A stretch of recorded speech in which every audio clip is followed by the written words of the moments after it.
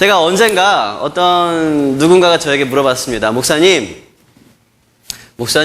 목사님이 되지 않았으면 뭘 했을 것 같아요? 물어봤습니다. 뭘 했을 것 같습니까, 제가? 뭐라고요? 오름이 아빠. 제가 처음 딱 떠오르는 생각은, 나 보험 영업.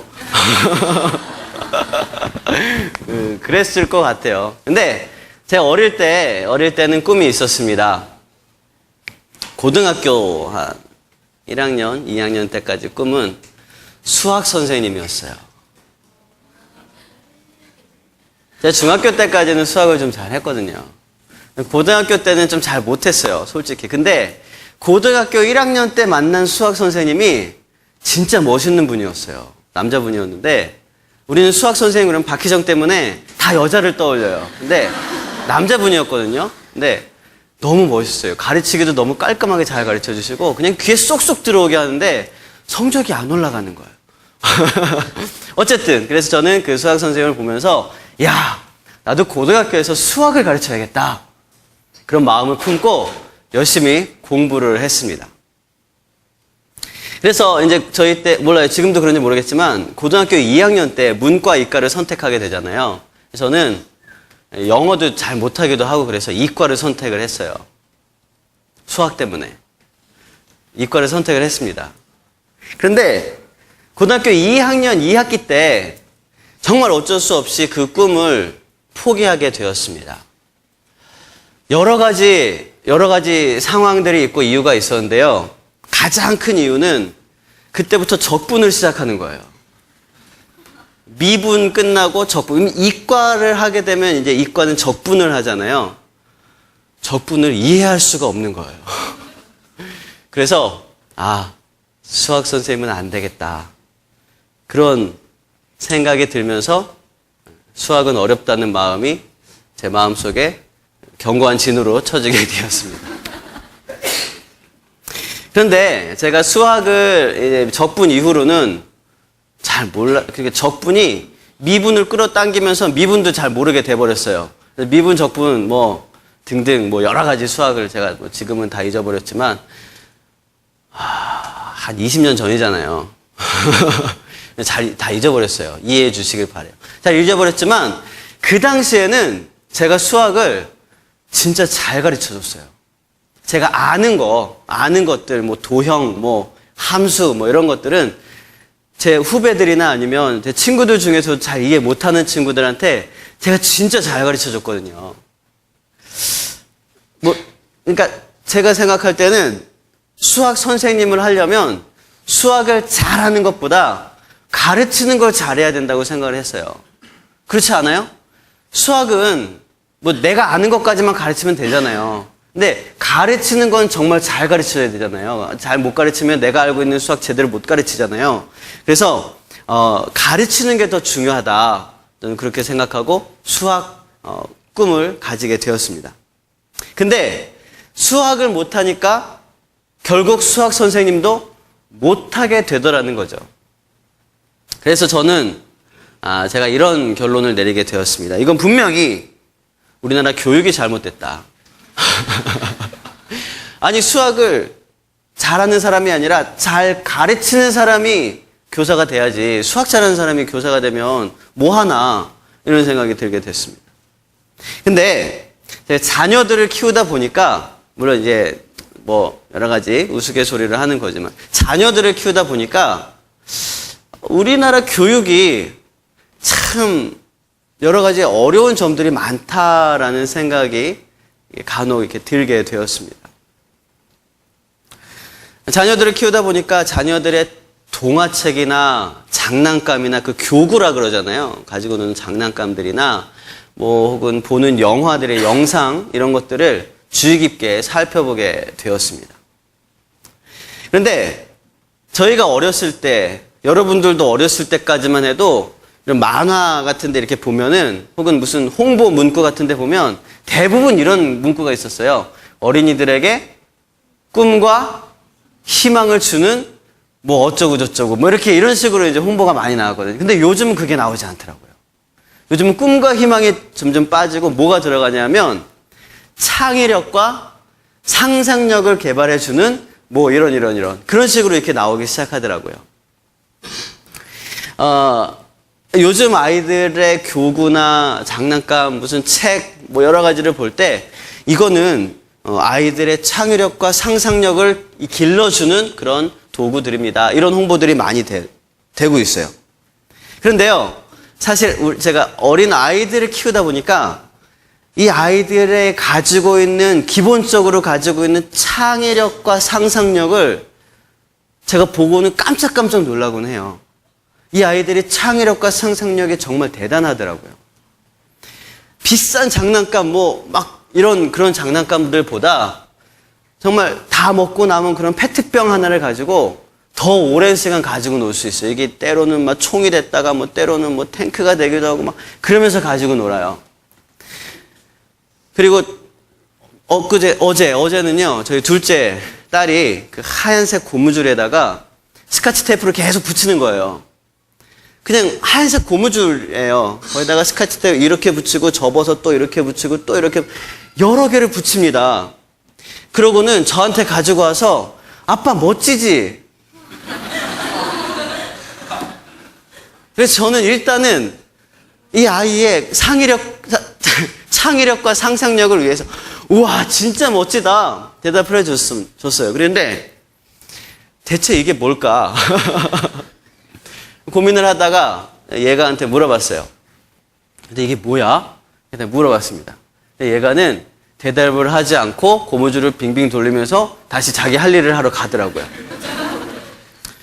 저는 그게 아직도 뭔지 모르겠어요. 이렇게 막 고무줄이 꼬여있고 스카치 테이프를 막 붙여져 있어요. 그런데 그게 꼭 뭐여야만 할까요? 그게 꼭 뭔지가 중요합니까? 그게 꼭 무슨 코끼리나 꼭 무슨 강아지나 이런 게 되어야 하는 것입니까? 그렇지 않더라는 거죠. 생각해보니까 얘는 그냥 이렇게 만들어 놓은 건데 거기다가 우리가 와 이게 뭐구나 라고 딱 얘기를 하는 순간 그 상상력과 창의력은 점점점 제한이 되더라는 거죠. 한 번은 오름이가 예감만 때였어요. 오름이는 제 첫째 아들입니다. 첫째 아들은 7살이고 둘째는 4살이에요. 그 아이가 4살 적의 일이었습니다. 블록 아시죠? 블록을 가지고 큰 레고를 가지고 블록을 가지고 한 4-5개를 가지고 막 척척척척 뭘 만들어서 저한테 가지고 왔습니다. 그래서 제가 물어봤어요. 우와 멋지다. 이거 코끼리야? 이거 사자야? 이거 호랑이야? 뭐야 이거? 그렇게 물어봤더니 오름이 이렇게 대답하네요. 아빠는 그것도 몰라? 이건 블록이야. 블록이죠. 그렇죠. 참 안타깝더라고요. 이미 그 나이에 오름이는 많은 상상력을 좀 이렇게 제한을 받고 있었던 것 같아요. 이게 블록, 이걸 보고 코끼리라 그래야죠. 사자라 그래야죠. 근데 블록이래요. 때로는 색종이를 가위로 잘게 잘라서 이불에다 뿌려놓습니다. 그거는 절대로 어머니의 신경을 건드리겠다는 의도를 가지고 한 건 아니고 그냥 이제 자유로운 창작 활동을 한 건데 참 신경이 많이 건드려지는 그런 활동들이기도 해요. 그러니까 사실 제가 보니까 이 창의력과 상상력을 길러준다는 교육은 어쩌면 존재하지 않는다는 거죠. 오히려 아이들이 가지고 있는 창의력과 상상력을 얼만큼 덜 제한하느냐, 이게 관건이라는 것입니다. 제한을 안 하면 안 할수록 아이들의 상상력과 창의력은 더 무궁무진하게 풍성하게 살아있게 되는 것입니다. 그런데 이 사회에 나와서 어린이집, 유치원, 학교 여기서 교육을 받으면 받을수록 이 상상력과 창의력은 점점점 제한을 되어지고 점점점 작게 만들어져서 조그만 틀 안에 갇혀져 버리게 되는 것입니다. 우리가 이것을 보면서 분명한 것을 한 가지 알 수 있습니다. 뭐냐면 창의력과 상상력은 태초에 하나님께서 처음부터 우리에게 주신 것이라는 것이에요. 저 여러분들 모두에게 지금 창의력이 지금 바닥을 치고 있다는 그런 저와 여러분 모두에게 동일하게 하나님께서는 창의력을 주시고 상상력을 주셨다는 것입니다. 처음부터. 그런데 하나님께서 이것을 우리에게 주신 이유가 무엇일까요? 우리에게 어린 시절부터 상상력과 창의력을 주신 이유가 무엇일까 하는 것이죠. 그것은 하나님의 나라가, 천국이 눈에 보이지 않기 때문입니다.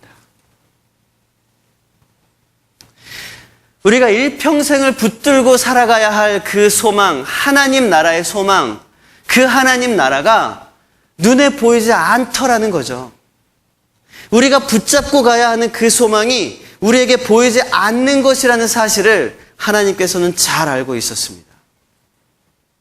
그래서 우리에게 상상력과 창의력을 주시고 성경 말씀을 통해서 우리가 하나님의 나라를, 죽은 다음에 가는 하나님의 나라를 상상하고 창의적으로 우리가 그 나라를 이 땅에서 일구어 나갈 수 있게끔 하신 것입니다. 비록 우리는 많은 교육들을 통해서 상상력과 창의력이 꽤 많이 제한되어져 버렸지만 그래도 여러분들이 가지고 있는 상상력을 하늘에 있는 천국을 상상하는 데 쓰시길 바랍니다. 그리고 여러분들이 가지고 있는 그 창의력을, 그 하나님의 나라를 이 땅 가운데서 이루어내는 데 사용하시길 바랍니다. 네. 상상력과 창의력을 통해서 우리는 하늘 소망을 더욱더 구체적으로 그리고 더욱더 구체적으로 바라볼 수 있게 됩니다. 우리는 보이지 않는 하나님 나라의 소망을 바라보고 있습니다. 그런데 이 보이지 않는 하나님의 나라는요, 이 땅에 보이고 있는 이 세상 속에서도 이루어지고 있어요. 근데 중요한 것은 보이지 않는 하나님의 나라와 이 땅에 보여지는 이 세상에 간격이 있다는 것입니다. 텀이 있다는 거예요. 뛰어넘을 수 없는 어떤 공백이 있다는 것입니다. 그 공백을 우리는 무엇인가로 메꾸고 채워야 해요. 그래야지만 우리가 이 땅에, 눈에 보이는 이 땅에서 살아가면서도 하나님의 나라를 품고 하나님의 소망을, 하나님 나라의 소망을 붙들고 나아갈 수 있는 거예요. 안 그러면 그냥 뜬구름이 되어버려요. 그냥 한때 기도 시간에만 잠깐 떠오르는 그런 허상이 되어버리는 거예요. 이 간격을 오늘 읽은 로마서 8장의 말씀을 통해서는 참음으로 기다리라 라고 되어 있습니다. 인내라고 하죠. 하나님의 나라, 보이지 않는 하나님의 나라와 보여주는 이 땅에서의 간격을 우리는 무엇으로? 참음으로 기다릴 수 있다는 것입니다. 누가복음에 보시면은요, 4가지 밭에 대한 비유가 나오고 있습니다. 길가, 바위, 마태복음에는 돌밭이라고 되어 있죠. 바위, 돌밭, 그리고 가시떨기, 그리고 좋은 밭. 여기에 씨앗이 뿌려지게 됩니다. 그리고 새 땅에서는 씨앗이 자라나지 못해요. 하지만 좋은 땅에서는 씨앗이 뿌리를 내리고 무럭무럭 자라서 30배, 60배, 100배의 열매를 맺게 됩니다. 그런데 좋은 땅에 떨어졌을 때, 씨앗이 좋은 땅에 떨어졌을 때 그 씨앗이 열매를 맺기 위해서 반드시 거쳐야 하는 과정이 있습니다. 그것이 무엇입니까? 누가복음 8장 15절에 보니까 인내라는 것입니다. 인내. 마음밭이 좋다고 해서 거기에 씨앗이 뿌려졌다고 해서 그것이 그냥 자연스럽게 이렇게 나오는 것이 아니라 그 안에서 인내하며 그 말씀이 뿌리를 내릴 때까지 기다리고 훈련받고 계속되어진 숱한 바람과 여러 가지 비와 그런 풍파 속에서 버티고 버텼을 때에 무럭무럭 자라나서 열매를 맺더라는 것입니다. 반드시 인내가 필요한 것입니다. 눈에 보이는 이 땅 가운데서 눈에 보이지 않는 하나님 나라의 그 씨앗이 실제로 열매를 맺기 위해선 인내, 오래 참음이 필요하다는 것입니다. 근데 여러분, 이 인내라는 것은요, 주로 즐거울 때 사용되는 것입니까? 고통 가운데서 사용되는 것입니까? 고통 가운데서 사용되는 거예요. 참는다는 거, 이거는 어려운 환난과 고통이 가득할 때에 우리가 사용되는 그런 표현입니다. 그러면 왜 우리는 그 고통을 겪어야 하고 또 그 고통을 참아야 하는 걸까요? 왜? 하나님 나라의 소망을 품었음에도 왜 우리에게 고통이 찾아오는 걸까요? 구원받았음에도 왜 우리에게 환난이 찾아오는 걸까요? 우리가 찬양하며 예배하는 지금 이 순간에도 여러분들이 뭔가를 참아야 하는 거예요. 뭔가 고통이라고 말하기까지는 그렇지만 졸음도 참아야 되고요. 허리가 아픈 것도 참아야 되고요. 찬양할 때 목이 좀 아플 수도 있어요. 여러 가지 몸이 불편한 것들도 참아야 되고요. 누군가는 생리 현상도 좀 참아야 되고요. 여러 가지로 참아야 할 것들이 많아요. 심지어 지금 이렇게 예배 드리는 이 시간까지도 우리는 참아야 할 것들이 너무나 많다는 거죠. 왜 구원받은 우리가, 왜 한해 소망을 품고 있는 우리가 뭔가를 참아야 하냐는 거죠. 왜? 왜냐하면 우리는 이 육신을 입고 있기 때문이에요. 이 육체를 가지고 있기 때문이에요. 그래서 우리는 육체 안에 하나님의 나라의 소망을 품고 있기 때문에 제한되는 게 너무나 많이 있어요. 참아야 할 게 너무나 많은 거죠. 작게는 방금 얘기했던 이런 여러 가지 것들, 크게는 하늘 소망을 가지고 있기 때문에 내가 포기해야 할 것들, 이 세상에 나가서 직장에서 학교에서 어디서든지 하나님의 영광을 위해서 내가 참아야 하는 그 모든 것들 쉽지 않습니다. 하지만 그 모든 것들을 참고 견디어 나갈 때에 눈에 보이지 않는 하나님의 나라가 눈에 보이는 이 땅 가운데 이루어져 나간다는 것입니다. 고통을 참고 참다 보면 자연스레 고통을 통해서 인내를 통해서 연단이 이루어지는 것입니다. 그것이 로마서 5장에 나오는 골드 체인이에요.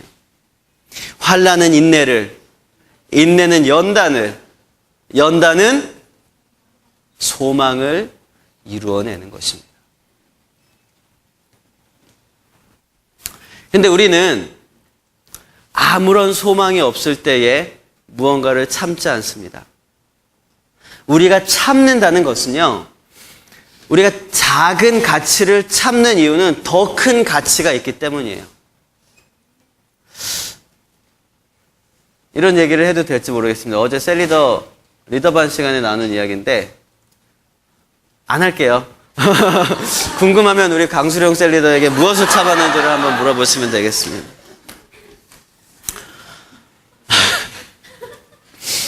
여러분들의 모든 셀리더들이 다 아는 이야기입니다. 셀 모임 시간에 한번 물어보세요. 궁금하면. 죄송해요. 리더반 시간에 하지만. 자, 우리는 무엇인가를 참을 때에 더 뚜렷하고 더 커다란 가치가 있어야지만 참을 수 있다는 거예요. 그리고 그 뚜렷하고 커다란 가치가 크면 클수록 더 큰 고통과 환난도 잘 참아낼 수 있습니다.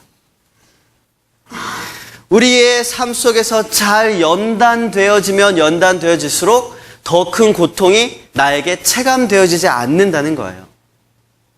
남들을 보면 어떻게 그걸 참아내냐, 어떻게 그걸 견디냐, 어떻게 그런 조롱과 비웃음을 버텨내냐. 하지만 나한테는 그걸 참을 수 있는 능력이 있다는 것입니다. 그걸 참고 안 참고의 그런 문제가 아니라 그렇게 되어진다는 거예요. 남들이 보면 고통스러운 걸지도 몰라요. 그러나 우리는 그렇게 느끼지 않는 거예요. 왜냐하면 우리가 인내를 통해서 연단되었기 때문입니다. 훈련을 통해서 하나님 나라의 그 소망을 바라보고 이루어 나가기 때문입니다. 여러분, 우리는 참지 않으면 소유할 수 없습니다. 참아야지만 소유할 수 있는 것들이 세상 가치로만 봐도 너무나 많이 있습니다. 얼마 전에 유행했던 작은 소식제가 있어요. 마시멜로 이야기라는 거예요. 여러분 읽어보신 분들도 많이 있을 겁니다. 내가 오늘 마시멜로를 하나를 안 먹으면 내일 몇 개가 돼요? 2개가 되는 거예요. 내가 오늘 참으면 내일 하나를 더 가질 수 있게 되는 것입니다. 참는 자에게 소유할 수 있는 권한이 주어지는 것입니다. 우리가 여기서 이 땅 가운데서 참을 수 있는 이유는 하나님의 나라를 소유할 수 있기 때문입니다.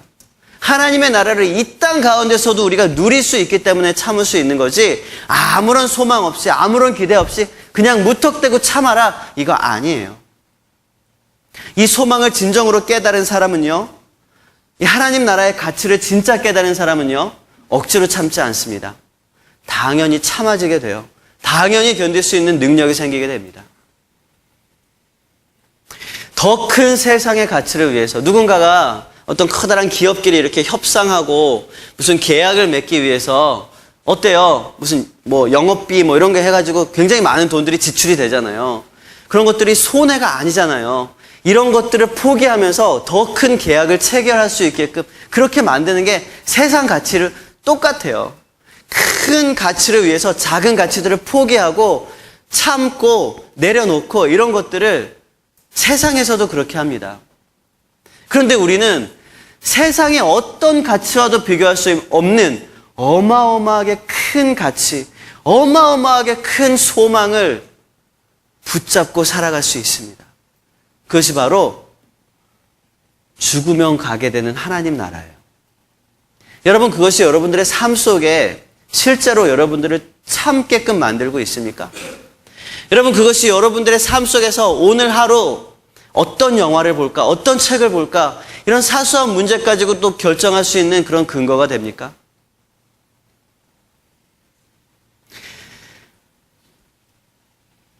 여러분, 우리가 하나님 나라의 소망을 붙들고 한 시간 한 시간을 참고 하루하루를 참아 나갈 때에 하나님께서는요, 우리에게 능력과 힘을 주십니다.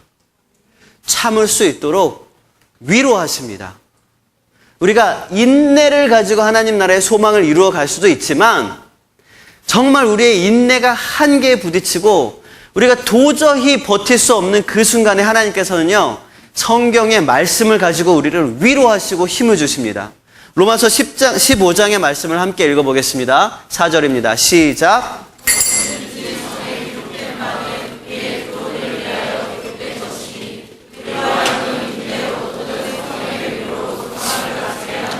우리의 인내가 정말 인내가 한계에 딱 부딪혔을 때 하나님께서는 성경의 위로, 말씀으로 위로하시고 우리에게 힘을 주십니다. 성경의 구약 성경에 신약 성경에 나온 수많은 인물들 동일한 고민을 했단다. 동일한 걱정과 근심을 가지고 있었단다. 동일한 문제를 가지고 시험에 들었었단다. 그 모든 인물들을 통해서 하나님이 그들을 향한 계획과 뜻을 우리는 볼 수 있게 돼요. 성경의 말씀을 통해서 위로를 얻게 됩니다. 하나님이 너와 함께 하시겠다. 하나님이 너 때문에 기쁨을 이기지 못하신다. 하나님께서는 우리의 약함을 아십니다. 우리의 한계를 아시고요. 우리의 불의함을 아십니다. 그렇기 때문에 너무너무 감사하기도 하지만 그렇기 때문에 너무나도 두렵기도 합니다. 왜냐하면 우리가 인내할 수 있는 한계임에도 불구하고 하나님 저 그거 못해요. 아시잖아요. 못해요. 하지만 하나님 우리 중심을 보세요. 너 그거 참을 수 있잖아. 원래는. 여러분, 우리가 참을 수 있고 견딜 수 있는 그 한도 내에서는 우리가 참아내야 합니다. 견디어내야 해요. 왜냐? 우리에게는 하나님 나라의 소망이 있기 때문입니다. 참음으로써 하나님 나라와 보이지 않는 하나님 나라와 이 땅 사이에 연결고리가 되어지기 때문입니다. 여러분, 인내함으로 보이는 세상과 보이지 않는 하나님 나라 사이에 다리를 놓으시길 바랍니다. 다리를 놓으시길 바랍니다. 인내하고 참고 기다림으로 내 곁에 있는 모든 사람들이 나를 통해서 하나님 나라의 소망을 품을 수 있도록 다리를 놓으시길 바랍니다. 저와 여러분의 삶이 눈에 보이는 그런 소망에 연연하는 삶이 아니라 보이지 않지만 진짜 있는 그 하나님 나라의 소망. 보이지 않아서 정말 다행이에요.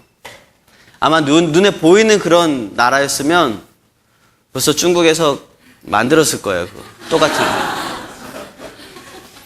눈에 보이지 않는 나라가 있지만 우리에겐 무엇이 있습니까? 상상력과 창의력이 있습니다. 말씀을 근거로 해서 하나님 나라를 더욱더 구체적으로 바라보고 그리고 바라고 소망하면서 그 가운데서 여러분 날마다 승리하시길 바랍니다.